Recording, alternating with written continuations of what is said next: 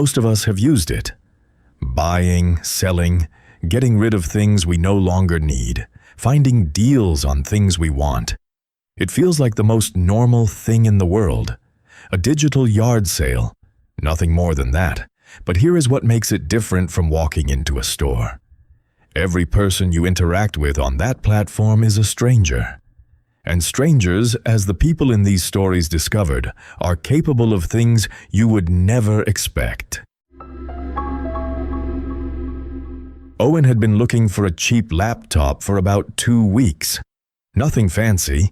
He just needed something for work documents and video calls. He found a listing on Facebook Marketplace for a mid-range laptop, 3 years old, asking price of $90. The seller's profile was sparse but real-looking. Name, photo, location listed as the same city Owen lived in. The listing said the laptop had been wiped and was ready to use. They arranged to meet at a coffee shop. The seller, a man in his late 30s who Owen would later describe as completely unremarkable in every way, showed up, handed over the laptop, took the cash, and left. The whole exchange took under 5 minutes. Owen got home, opened the laptop, and confirmed it had been factory reset.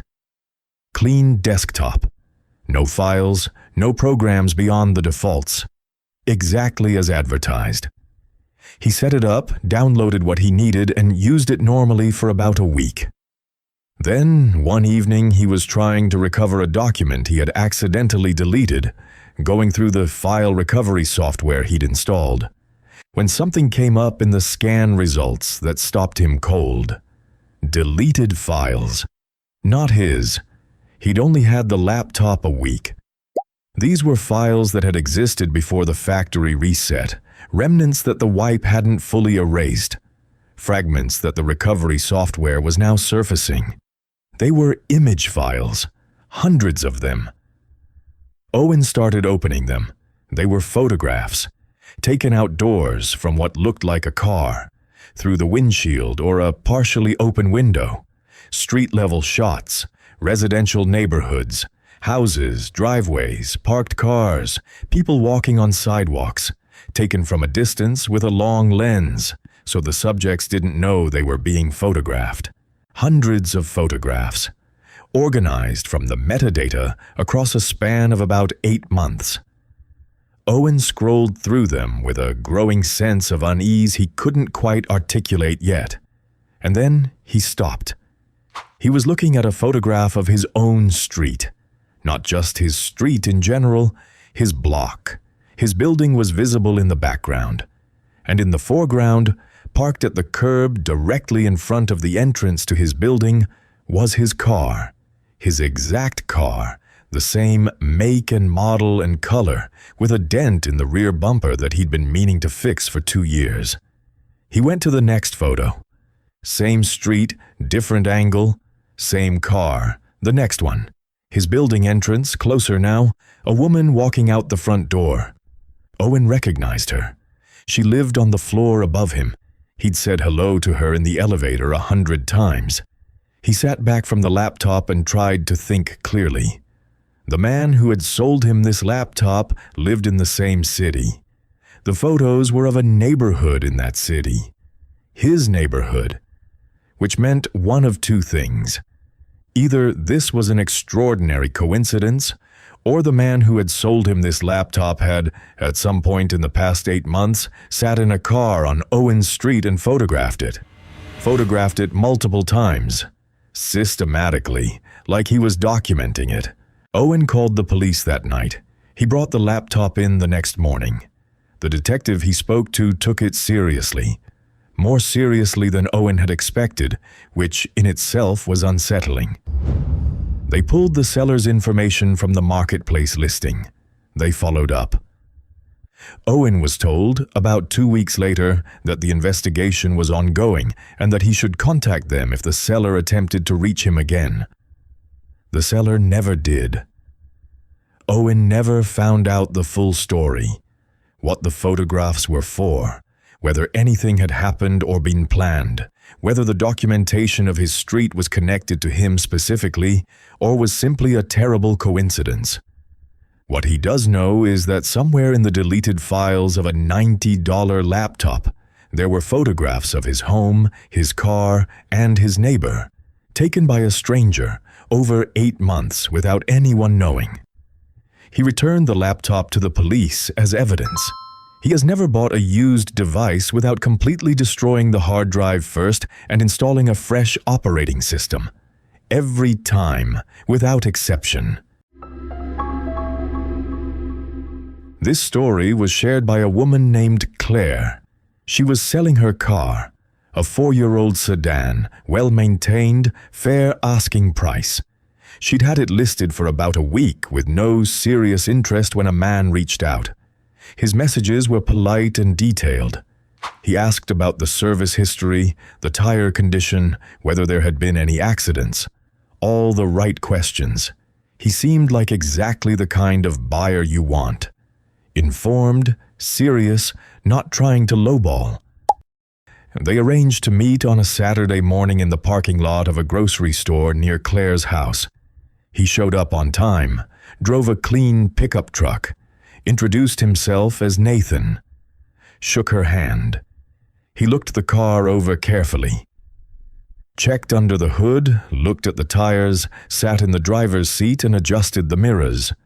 Then he asked if he could take it for a test drive. Claire said yes. She handed him the keys. He asked if she wanted to come along. She said she was fine waiting.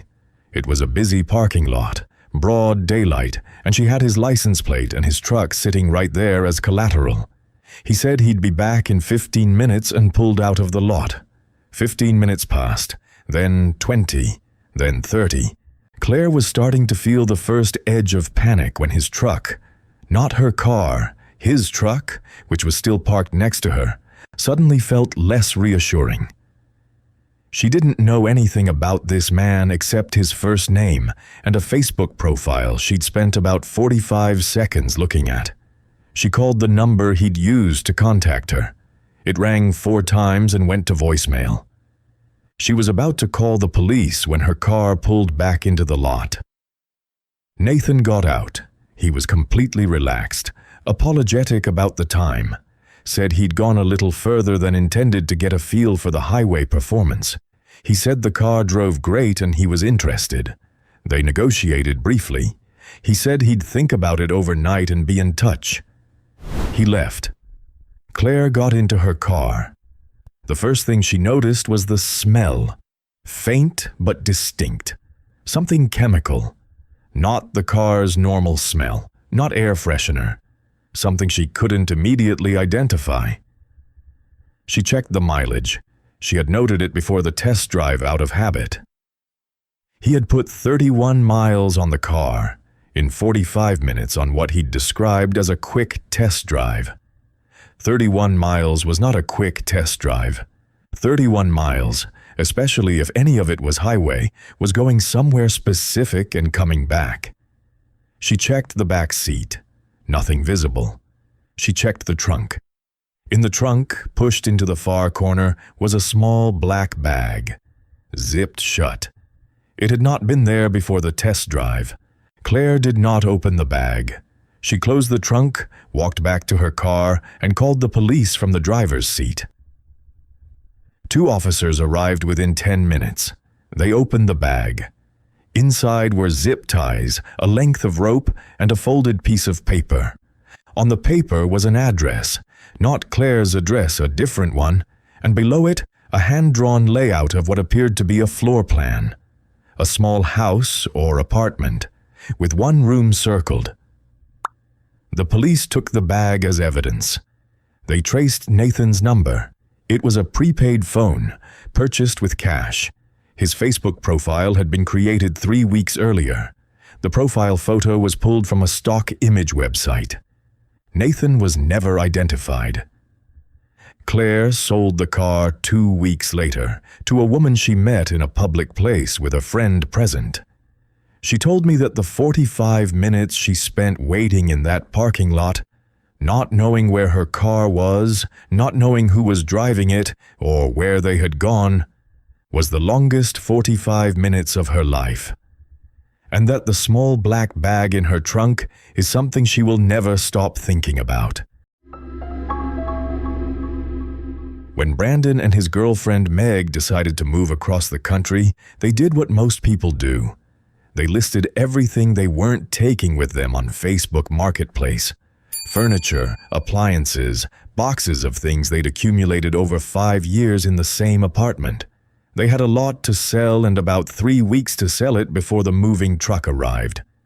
The listings went up on a Monday. By Tuesday evening, they had responses on most of them.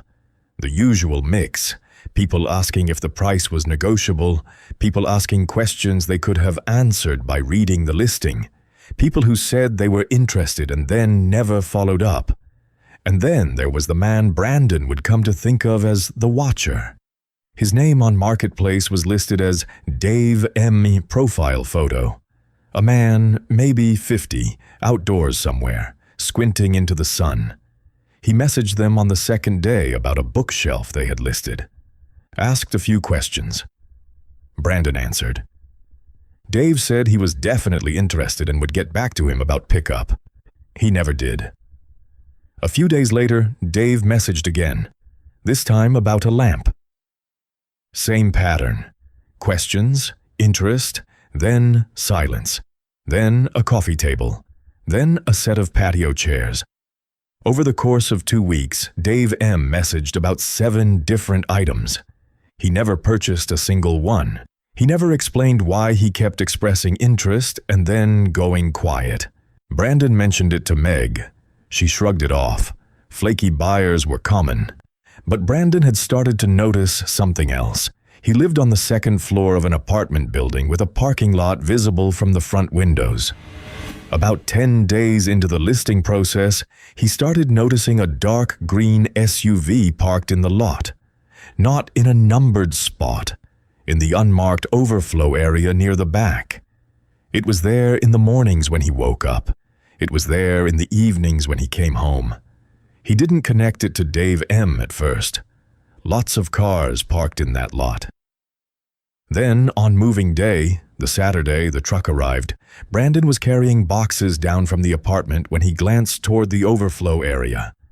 The dark green SUV was there, and this time someone was sitting in it, just sitting. Engine off, watching the moving truck being loaded. Brandon put down the box he was carrying and looked directly at the SUV. The person inside didn't look away, didn't start the car, just sat there. Brandon took out his phone and photographed the SUV. Then he walked over. As he got within about 20 feet, the engine started.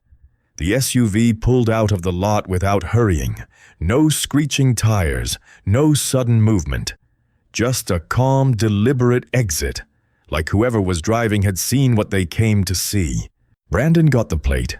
He went back inside and pulled up Marketplace. He opened Dave M.'s profile and looked at it carefully for the first time. The profile had been created 8 months ago. The profile photo, the man squinting in the sun, was reversed when Brandon ran it through a reverse image search. It appeared on a real estate website. It was a stock photo.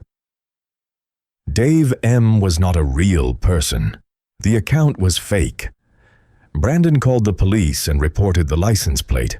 He filed a report about the messages and the surveillance. What the police found when they ran the plate, Brandon told me, was not something he was willing to share publicly. He said only that it confirmed his instinct that this had never been about the furniture. They moved as scheduled. New city, new state, no forwarding address listed publicly anywhere. Brandon told me that what disturbed him most, more than the fake profile, more than the SUV, more than any of it, was the timeline. Whoever this was had been watching them for at least 10 days before moving day, had known they were leaving, had watched them pack up 5 years of their life and load it onto a truck, and had never once made a move, just watched and waited for something that thankfully never came. 3 transactions, 3 strangers, 3 situations that could have ended very differently. The thing that connects all of these stories is not violence, it's patience. The people behind these encounters were not impulsive. They were deliberate. They took their time. They gathered information. They watched. And that, more than anything, is what makes them frightening. When you use these platforms, you are visible in ways you may not fully realize. Your name, your photos, your location, the items you own, the schedule you keep, the neighborhood you live in. Be careful what you share. Be careful who you meet, and pay attention to the small things that feel slightly wrong, because sometimes that feeling is the only warning you will get. New true horror stories every single week. Subscribe so you never miss one. And if something like this has happened to you, drop it in the comments below. I read every single one. Stay safe out there.